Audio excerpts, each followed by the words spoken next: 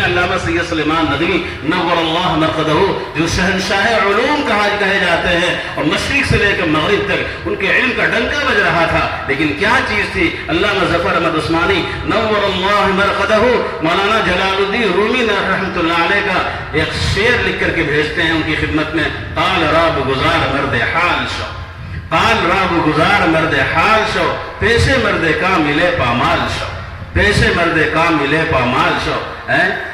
قال تو ہے ہی ہے، اب قال کو چھوڑو، اب مرد حال بنو، اب مرد حال بننے کے لیے کسی کامل کے سامنے اپنے آپ کو مٹا دو، کسی کامل کے سامنے اپنے آپ کو مٹا دو۔ میرے بزرگوں، میرے پیارے بھائیوں،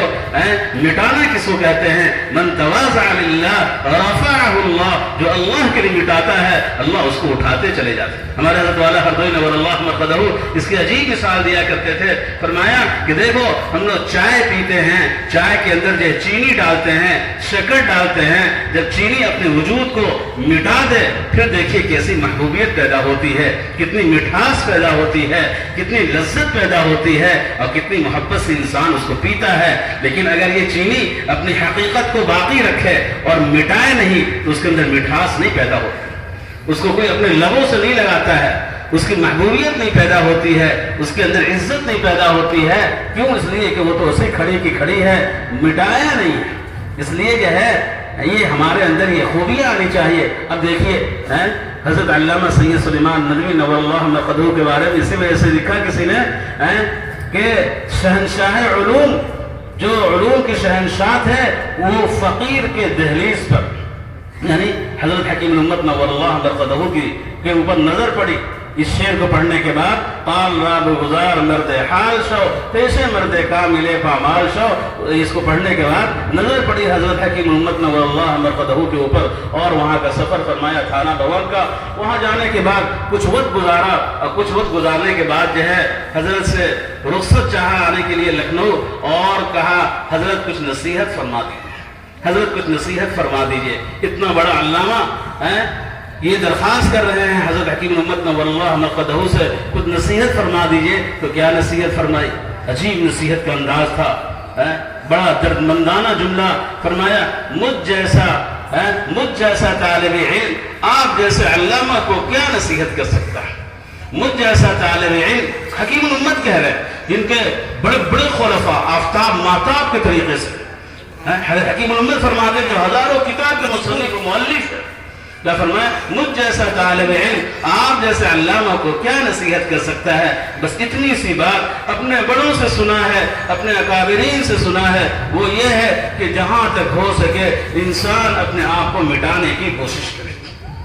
جہاں تک ہو سکے انسان اپنے آپ کو مٹانے کی کوشش کرے۔ یہ کہنا تھا کہ علامہ کے اوپر جو حال طاری ہو گیا اور وجہ طاری ہو گیا، اور جب واپس ہوئے ہیں تو بے ساختہ ان کی زبان سے یہ شعر نکلا، نہ جانے تقریر کی کس انداز سے،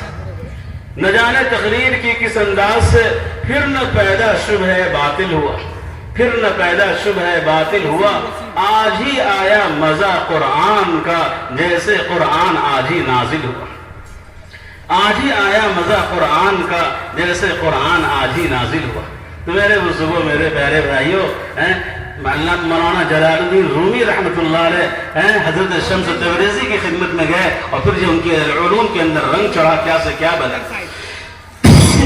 جس کو خود فرماتے ہیں جلال الدین رومی علیہ الرحمہ، مولوی ہرگز نہ شد مولائے روم، مولوی ہرگز نہ شد مولائے روم، جب تک کہ جو ہے مولوی یعنی جو ہے اس وقت تک جو ہے مولا نہیں بنا، محروم کا مولا نہ بنا، جب تک کہ اپنے آپ کو حضرت شمس تبریزی کی خدمت میں نہیں لے۔ تا شمس مولوی ہرگز نہ شد مولائے روم، تانا غلام شمس تبریزی نہ شد، جب تک کہ جو ہے شمس تبریزی کی غلامی حاصل نہیں کیا اس وقت تک جو ہے وہ مولائے روم نہیں بنا۔ تو بہرحال یہ حضرت والا ہردوئی کی طرف سے یہ نسخہ جو پہلی بات میں نے عرض کیا، اللہ کے ذکر کچھ نہ کچھ ہم لوگ کریں، ہمارے جو لوگ موجود ہیں وہ لوگ بھی جو ہے ارادہ کریں کہ انشاءاللہ اللہ کے ذکر کی کچھ نہ کچھ عادت ڈالیں۔ دوسری چیز فرمایا، اللہ کے احسانات کو سوچا کریں، تنہائی میں تھوڑی دیر بیٹھ کر کے، اس کو مراقبہ بھی کہا جاتا ہے، اللہ کے احسانات کو سوچنا۔ اللہ نے انسان بنایا، اللہ چاہتے تھے اس روح کو کسی اور قالب میں ڈھال سکتے تھے، جانور بنا دیتے، کتا بنا دیتے، اللہ نے انسان بنایا۔ اللہ نے ایمان کی نعمت سے سرفراز فرمایا، آسانی کے ساتھ سانس لے رہے ہیں، چھوڑ رہے ہیں۔ ابھی جو ہے یہ جو حالات پیش آئے تھے 2 سال پہلے یا 1 سال پہلے، ایک صاحب بڑے لوگوں میں جب ان کو سانس لینے میں تکلیف ہوئی تو 3 دن 4 دن کے اندر جو 7 سے 8 لاکھ روپے کا بل آیا، تب ان کو سمجھ میں آیا کہ سانس جب سے ہم ہوش سنبھالے ہیں کتنی آسانی سے لے رہے ہیں، چھوڑ رہے ہیں، اللہ کی کتنی بڑی نعمت ہے۔ صبح آنکھ کھلتی ہے، الحمدللہ الذی احیانا بعد ما اماتنا والیہ النشور، اللہ کی کتنی بڑی رحمت ہے۔ رات سکون سے گزارا، ہاسپٹل کے اندر نہیں گزارا، ہمارے عزیزوں نے ہاسپٹل پہ نہیں گزارا، بلکہ سکون سے میٹھی نیند سے سوئے۔ اللہ کے احسانات کو سوچیں گے تو اللہ سے محبت پیدا ہوگی انشاءاللہ۔ تیسری چیز فرمایا کہ جو بھی نیک کام کرے، تلاوت کرے، نماز پڑھے، ذکر کرے، حتیٰ کہ سلام بھی کرے، کسی کو ایک گلاس پانی بھی پلائے، یہ سوچے کہ اس کے ذریعے اللہ راضی ہو جائے اور اللہ کے محبت میں اضافہ